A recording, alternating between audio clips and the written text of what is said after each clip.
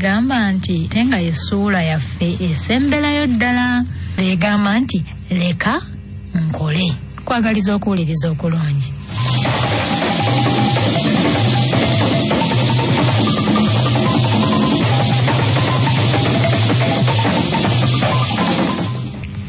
Mivule bwe yatuuka mu Kampala yakwata ku mumwa anti ng'alaba ebintu ebisinga byakyuka dda n'ebijja nga nabyo bingi.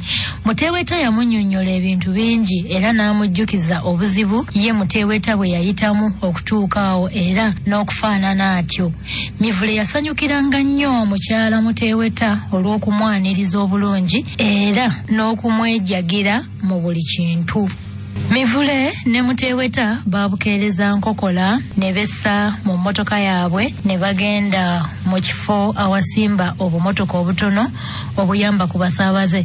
Tofa bwe yava bw'ati mu mmotoka amatu ne gamuwaawaala n'amaaso ne gamuggyako ebikalu oluvannyuma. Yasooka kwewuunya abantu abaali bateevuunya ng'obuwuka. Bano baakatuuka bava mu mmotoka bali bayingira n'emigugu gyabwe mu ngalo emirala ku mitwe beeyuna emmotoka eziraga ewaabwe. Abawala n'abakazi abakulu abalina enviiri n'ebiteeteeyi eby'emisono nga nabo beekuukuusa. Abakazi n'abasajja abakadde nga nabo bali ku lwabwe. Abanywanyi n'abooluganda abaludde okulabagana nabo nga bali awo balamusiganya. Abakazi n'abaana abawere abali mu mabega n'abatwalirwa mu mikono abasuumuseemu ne be bakutte mu mikono nga nabo beefaako bokka. Mivule bwe yazzanga eno amaaso n'alaba obukuukulu bw'abavubuka abalenzi bannakibuga ng'obukindo bw'empale zaabwe bwegolodde nga bulinga obutawetwako n'akamu. Musajja wattu n'asojjolimbako wano nawali nga buli waatuuka abantu bali mu kafubo ku bye bakola. Ababetenta sumbuusa nga beegendereza obutakunkumula mpeke ya muceere oba ey'akawo oba okusummattukibwa akatundu k'ennyama ebulimu. Abo abasusa amagi nga bafuba obutatwaliramu kyeru mu bikuta wadde okufiirwa akabajjo akatono kati ku njuba zaako. Amagi gaava dda nga bagalejjesa. Ow'ebinyeebwa n'emberenge bye baakazaako erya nayirooni nga naye obujiiko bwasena buleme okumubuza okubala ng'okwo kwatadde n'ennyongeza ate nga yo agipimisa ngalo. Yeetegereza nnyo abantu b'omu paaka y'obumotoka obutono. Yatunuulira abatunzi ba sooda abo n'abanyeenyeza omutwe. Yeekaliriza abatunzi b'omubisi omusogolerewo nabo n'abaggwa ennyalwe anti nga obugaali babulalika butassa mikono ng'ate bwe babuzizise n'ebigere ku mipiira gy'emabega. Mivule buli we yazzanga amaaso nga kyalaba kimwewuunyisa. Yatunuulira abatunzi ba cakala nabo n'abeewuunya anti nga bakozesa olulimi sendabaguzi olusumuluza omuguzi ensimbi n'amannyo nga geegazisiba. Obukalabakalaba bw'abatunzi be yalaba yabugeraageranya n'abwamumwi wa kirevu anti awatali linnyo awangawo olulimi. Yalaba omutunzi omu eyafuuwa mu kantu akazannyisibwa abaana. Omwana bwe yakalaba n'akamusaba ate lwava okwo ng'omutunzi agamba nnyina wa mwana nti nnyabo Jemusi ate ddala ng'omwana ye yali ayitibwa Jemusi akantu akaagala era akeekutte kayege kasasule busasuzi munnange gw'ate onookola otya. Omusajja w'abandi yeesiimidde dda akantu ke. Kazaala mwana yabulwa ekyokukola yatoola butozi nsimbi ng'awaayo. Mivule bye yalaba ne bye yawulira ku olwo byonna n'abissa ku mutima n'asirika. Ennaku ezaddirira zaali za kuyigira ddala kwa kaweefube. Mivule buli we yaddanga nga lwogooma yasooka kuwulira babbulooka abaakolanga ogw'okuyita abantu abagenda mu bifo ebitali bimu nga babatemyako okubategeeza emmotoka ezisimbye era ezibatuusa amangu. Abakozi bali batontomanga bulungi nnyo. Olugendo olwasookera ddala okuwulikika obulungi mu matuuge lwali lwa Nateete omuvubuka omu lwe yatandika nti katwe Kibuyende Nalukolongo Lubaga Nateete, katwe Kibuyende Nalukolongo Lubaga Nateete. yayogeranga bw'ati enfunda nga ziizo ng'emmotoka eyali eraga ennateete yakubyeko dda ng'omuvubuka agamba nnyiniyo nti munnange nkolere ekyange amakulu nti mpa ensimbi ez'okuyita abasaabaze. Mivule bwe yalaba ekyo n'ategeera nti ateekwa buteekwa okuyiga ebibuga n'ebifo awayimirira mmotoka ebiri ku buli luguudo alyoke naye asobole okubaako by'akola. Bw'atyo omusajja wattu kwe kugendanga ng'awuliriza buli lwawuliranga batemye ku basaabaze teyalwa ebibuga n'abikwata era yaddangayo eka n'alaba awalungi n'abiddamu bw'ati maama nga yali ku mugomi. Kati bwe yatuukanga kuze Kampala Mityana ng'atandika bw'ati nateete buloba bujuuko muduuma bulamujjeza buwalula kiwawu kawolongojjo zigoti ttanda wabigalo Mityana Kampala kangulumira mpereerwa eggayaza manyangwa nakwero kijabijjo nakasajja ddundu kyabakadde kalagi naggalama nakifuma ndese namaliiri kibimbiri ntooke bukolooto kyampisi nsottoka suka nazigo bugiri kangulumira. Yatuuka nkuzira Kampala Luweero kawempe kawanda matugga bombo kalule w'obulenzi katika mu Luweero.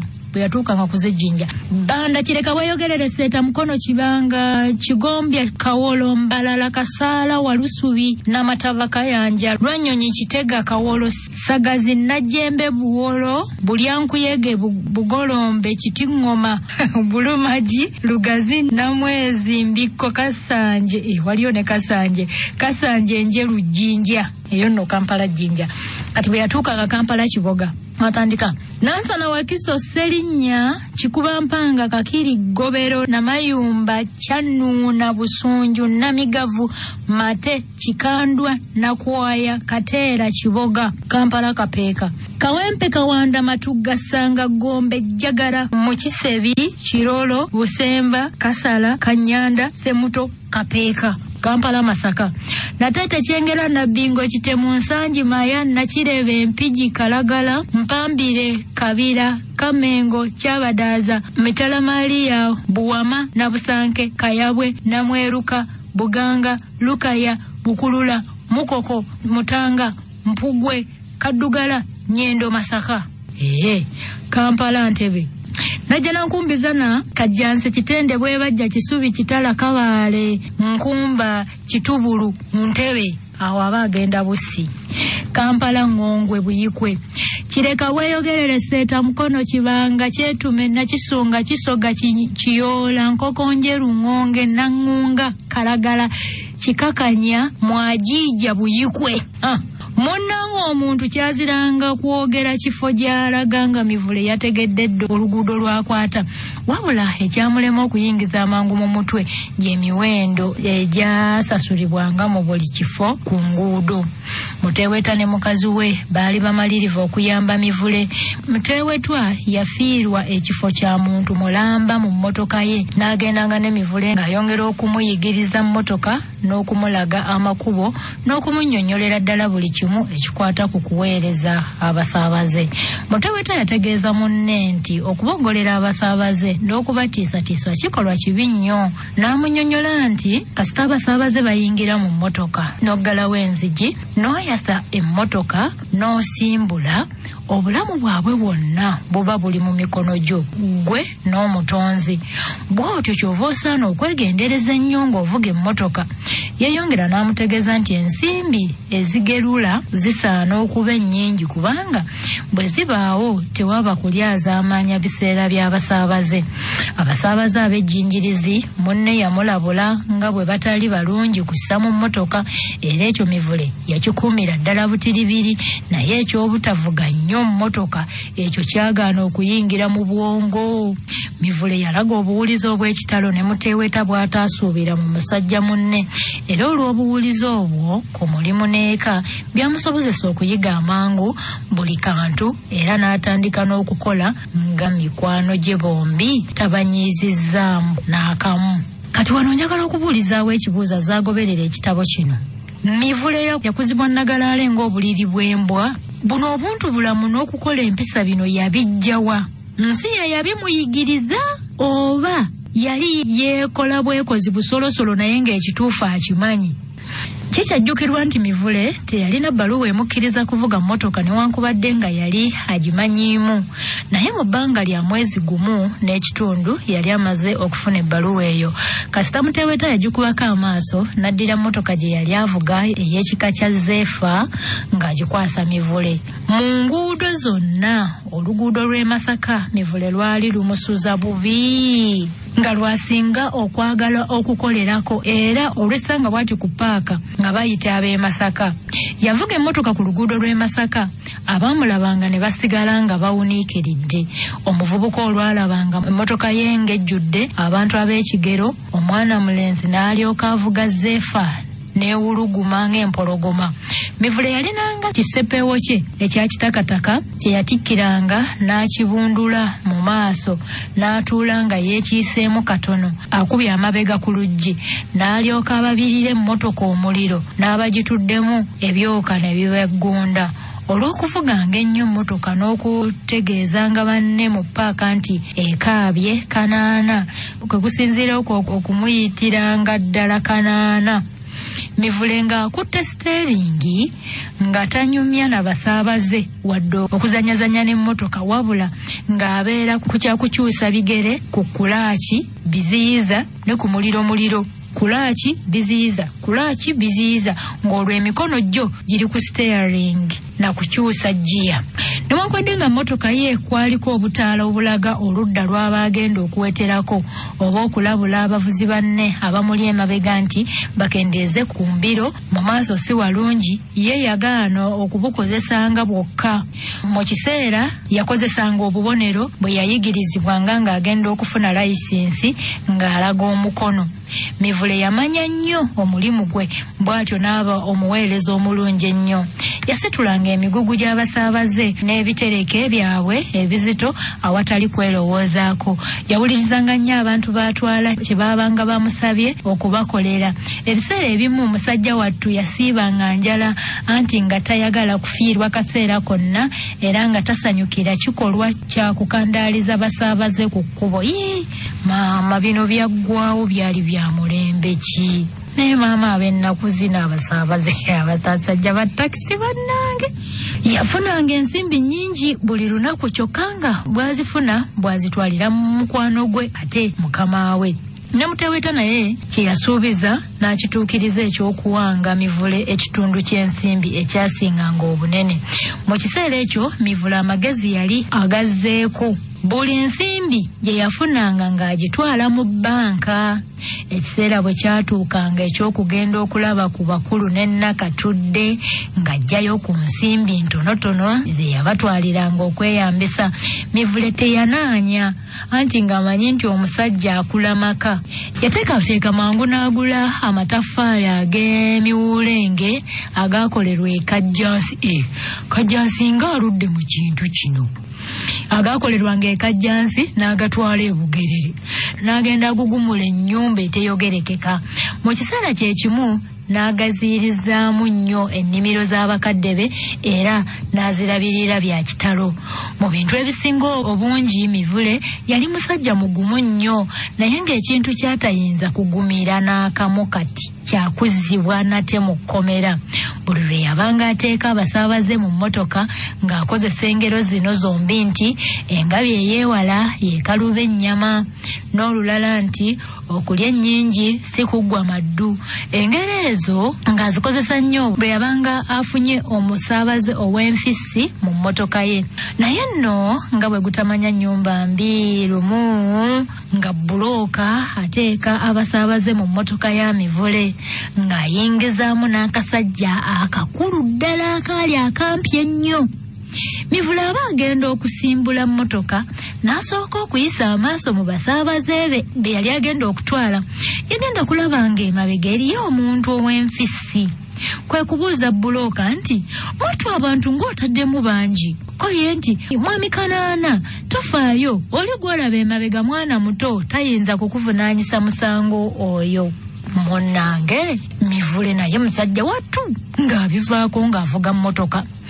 mu katwe Kibuye Ndeeva Lubaga Nateete yayitamu bulungi nnyo naye aba yeerula tyakakoona agenda okutuuka ku kkuba erigenda e Buddo ku ssomero abasirikale ba poliisi abakola ku bidduka abaali baakazibwako erya Mawumawu mu biseera ebyo ne bamuyimiriza. Mivule omutima gwamugwa wala n'amanya nti kaweddemu. Ebiseera ebyo era kaali kaggwamu kaitukikozesa nnaku zino n'amanya nti kaweddemu era n'amaanyi ne gamugwamu. Abasirikale basooka kwogera mu Luswayiri kyokka nga Mivule talutegeera bulungi. Oluvannyuma kwe kudda mu Luganda ne bamubuuza ebibuuzo eby'okumukumu. Yannyonnyola abasirikale nti omuntu omulala oli eyali ayiseemu yali mwana muto kobbo nti omuntu oyo goyita omuto kale leka aveeyo omulabe. Omusajja Nakampiginya oli olw'obutategeera byamwogerwako nga bakyali ku paaka bwe yawulira nga bamuyita omwana omuto naye kwe kwerwanako nga bw'ava mu mmotoka nti simanyi obadda nze gwe bayite omuto leka nveeyo bandabe. Omusajja olwali okwesimba ebweru ng'ategeeza abasirikale nze ndi muntu mukulu ddala era ndowooza kummwe tewali ansinza myaka. Omusirikale omu kwe kumubuuza nti gw'olina emyaka emeka? Ko ye nti kaakati kandabe guno nkutte gwana mwena. Yalina ana mwena ttebo.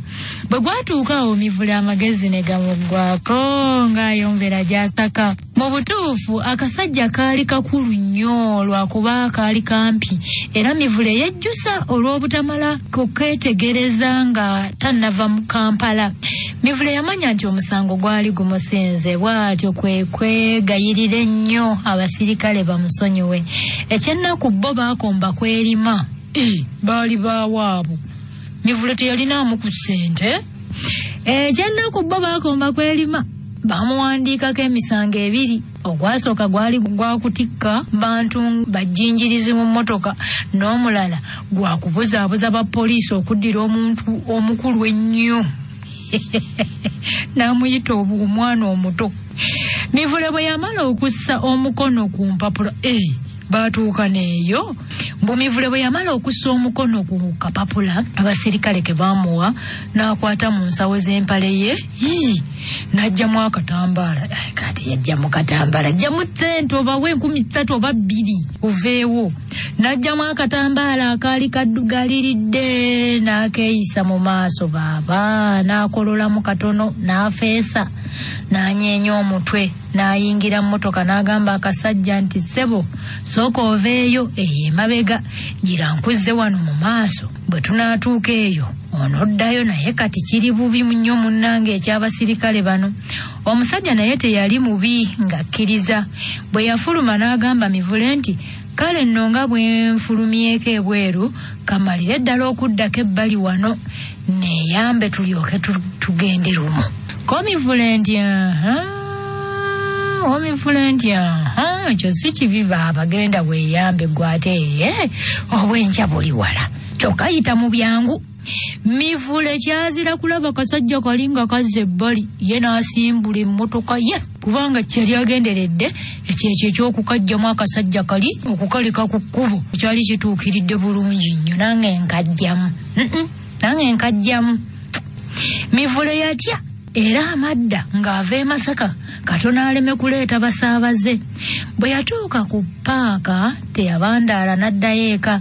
Mukyala Muteeweta yeewuunya nnyo okulaba Mivule ng'akomyewo emisana bw'atyo naye yali tannamubuuza. Mivule n'amwetanga nti mukadde leero yaluguddewo bubi era kyovudde olaba nga nkomyewo kaakati ko mukyala Muteeweta nti ogubadde ozizza emisango anti emisango gya mmotoka tegiggwa. Ko Mivule nti nedda maama ndeka bulesi mugole wange nga Mivule aluva ku ntono talina kye yalekayo. Omukyala bwe yamala okubiwulira byonna n'alaba nga si by'amaanyi era nga tebitiisa muntu okutuuka awo kubanga bba yali atuuse ku bintu bingi eby'amaanyi ennyo okusinga ku ebyo kyokka n'atatya bw'atyo. Muteeweta yagenda okudda yasanga mukwano gwali mu buliri akirako omulwadde omuyi. Mivule teyalwa nga nnyonnyola munne ensonga nga ng'azimumalirayo. Muteweta yafuba nnyo okugumya Mivule naye ye ng'alabika atidde nnyo. Ebiseera ebyaddirira nga tannaba kuyitibwa kugenda mu kkooti. Byatuuka ne mu kkooti tannaba kuyitibwa kugenda mu kkooti kuwoza. Yali mweraliikirivu nnyo, kyokka ekyali ekirungi bwe butalaga nti yalinanga ebimweraliikiriza. Agamba nti ekiseera tekyalwa Mivule n'ayitibwa okugenda okuwoza emisango egyamuwawaabirwa. Yabukeereza nkokola n'ayambuka mu kkooti n'ayingira mu kisenge mwe yasanga abantu nga baalindiridde dda omulamuzi. Mu ddiiro wasookawo omusango omulala, ogwo omuwawaabirwa ne gumusinga, era olw'okuteganya ennyo omulamuzi n'atanzibwa ensimbi ate n'okusibwa mu kkomera ebbanga lya mwezi mulamba. Mivule we yamala okulaba ebyo n'agamba nti gakuweebwa munno, ye olw'esimba mu kaguli n'amalirira obutateganya mulamuzi ku musango gwe yamanya nga yagwezza. Mivule yasesa nnyo abaali mu kkooti. Omulamuzi bwe yamala okuwulira empoza y'omuwaabi n'akyukira Mivule n'amubuuza nti ebyo obikkiriza bwe byali byonna bwe bityo? Ye kwe kuddamu nga yenna yeesimbye obuteenyeenya nti mukama wange, ekitundu ekisooka eky'omusango guno nkikkiriza nga bwe kiri, naye ekitundu ekyokubiri ekyo si bwe kyali. Nze mukama wange gw'olaba mu maaso go wano, saamanyira ddala nti omuntu eyali atudde mu mmotoka yange emabega yali muntu mukulu. Ago ge mazima, naye ekyanzija enviiri ku mutwe ke kasajja okwesowolayo okugenda okuketegereza ffenna nze n'abasirikale nga kakulu nnyo. Sebo natunuulira emikono gyako, ekifuba n'entumbwe n'enkeewuunya. Kabakuba kasooli oyo gwe twandiyise enkanga. Ebigambo ebyasembayo byasesa nnyo abantu, era n'omutaputa n'ayagala okubireka ng'alaba bizibu ddala okukyusa mu Lungereza. Naye Mivule n'amugamba nti sebo omutaputa, ebigambo byange ebivannyuma nga tobivuunulidde mulamuzi. Muntegeereze nti sebo nti akasajja kali singa kaali kasooli kalwadde kayitibwa nkanga. Muntegeereze omulamuzi akitegeere. Mivule teyakomaawo, kwe kwongera n'agamba nti sebo newankubadde abasirikale bankwata olw'ekikolwa ekyo, naye mbatendereza nnyo olw'obuyigirize bwabwe. Nze yali mu mmotoka n'akasajja saakategeera nti kaali kakulu bwe katyo, naye laba bo abaali ebweru bwe baakategeera ne babanga abaali olumanyo. Mukama wange kwolooze omusirikale lwe namuva mu mba. Omusirikale yalaba Mivule taleese buzibu bwonna mu mpoza ye, kwe kumusalira amangu omusango era n'amugamba nti Mivule, wavunaanibwako mu kkooti eno olulala era n'osibwa ne mu kkomera okumala ebbanga lya myezi 6. Ate kaakati wuuno bakuzizza lwa musango gwa bidduka. Nkulabula olwaleero nti bwe bali kukomyawo wano ku musango gwonna ogumenya amateeka g'ebidduka ne gumala gukusinga, ogenda kuweebwa ekibonerezo kinene nnyo. Ku mulundi guno nkusonyiye, toddangayo okukola bw'otyo.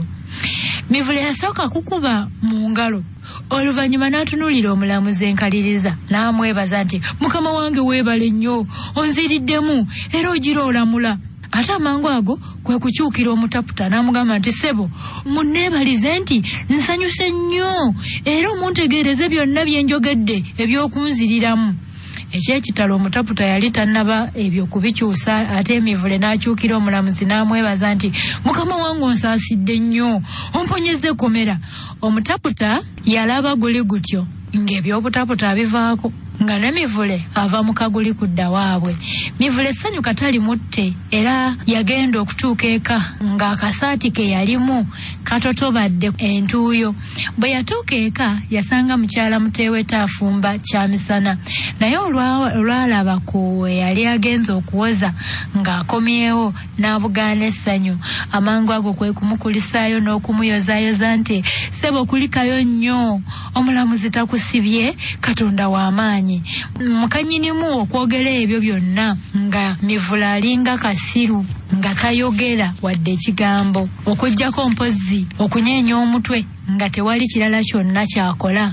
Naye oluvannyuma ng'atudde wansi ku kiwempe mu ddiiro yeesangudde n'entuuyo n'alyoka abuulira omukazi ebintu byonna ebyamuliko mu kkooti e Kampala. Mivule yakulungutana.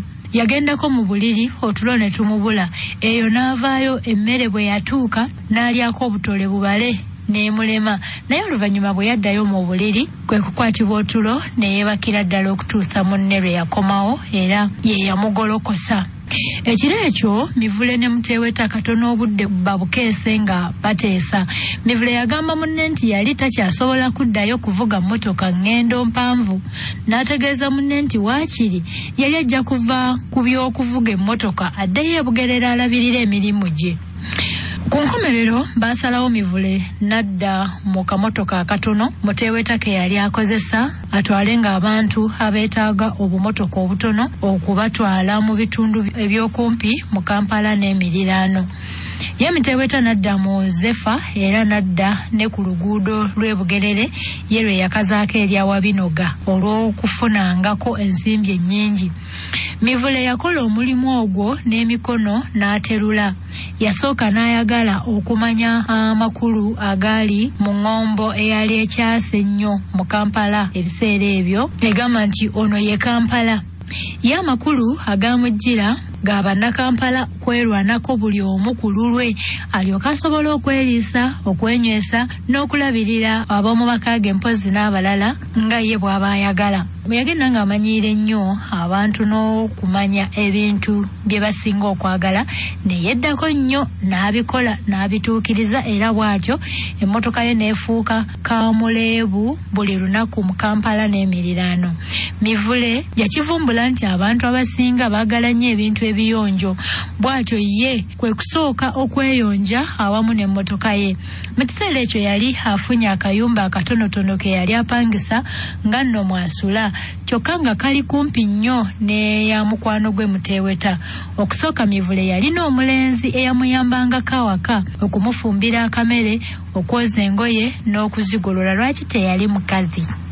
Omulenzi oli emirimu egyo naye yali agimanyi anti Mivule yayambalanga buli lunaku n'akirako omuntu agenda ku mbaga.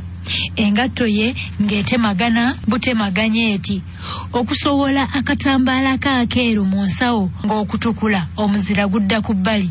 Mwana mulenzi yagenda n'akola eky'ekitalo n'addira emmotoka n'agissaamu laadiyo, nkugambye yakamala bumazi. Ye kyaziranga kulaba muntu ayagala buyambi nga yamutuuseeko dda ng'amulaga mangu mmotoka eriko waaya ya leediyo. Mivule yatuuka mu bifo by'omu Kampala enfunda nnyingi, naye ekifo ky'e Mulago n'eky'Ennamirembe, Lubaga, Nsambya ebyo yabyekaliriza nnyo. Mivule emmotoka eyo yamufunyisa ensimbi nnyingi nnyo era oluvannyuma ne bateesa ne munne emmotoka eyo n'agigulira ddala ku nsimbi ze yali aterese mu bbanka. Omuvubuka yalabirira nnyo emmotoka ye era waayita ekiseera kitono n'agiguza omuvubuka munne n'afunako amagoba ga siringi 2,000. Teyalwa ate munnange naye n'agula emmotoka endala era eyali ekozeeko kyokka ng'eringa empya anti yali yakaddukako mayiro 10,000 zokka. Mu kiseera ekyo Mivule yali atandise okutawaŋŋana kubanga ebibala ebyavanga mu nnimiro e Bugerere nga bakadde be tebakyayinza kubirongoosa bulungi. Bw'atyo ennaku ezimu yazimalanga ku kibuga ate endala n'azibeera e Bugerere. Naye lwali lumu Mivule yali yeebase n'aloota ekirooto ng'addiddeyo ddala e Bugerere era ng'ali mu maka ge ne munne Edida Nakatudde. Mbu Nakatudde yali ayambadde ekiteeteeyi ekya mutoogo nga munda ataddemu sitiifu. Banange mu binnyinyonnyole nze saaliwo baaba, saaliwo ndi wajjujju wano omukulu nga yawamba dda ekiteeteeyi ekya mutoogo nga munda ataddemu sitiifu. Yaani oyo ekyambala abakyala kye baayambaliranga munda ne kibalabisanga abalina obubina. vaawo bino byava dda kankuddiremu. Mbonna Katudde yali ayambadde ekiteeteeyi ekyamutoogo nga munda ataddemu sitiifu.